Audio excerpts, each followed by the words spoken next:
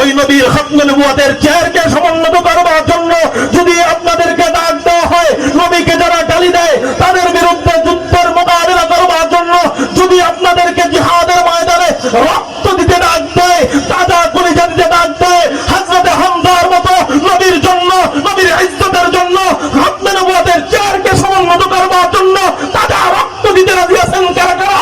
আল্লাহু আকবার বলে দিন। রাজি আছেন ইনশাআল্লাহ? শুধু মুখে না কাজেও বুঝাই দিব?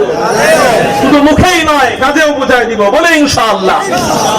হযরত হামজা কলিজা পর্যন্ত দিয়ে দিছে নবীজির জন্য। হযরত আম্মা জান আয়েশা তাই বলতেছেন। আচ্ছা, আলোচনা চলতেছে নবীজির সৌন্দর্য নিয়ে। কি নিয়ে বলেন?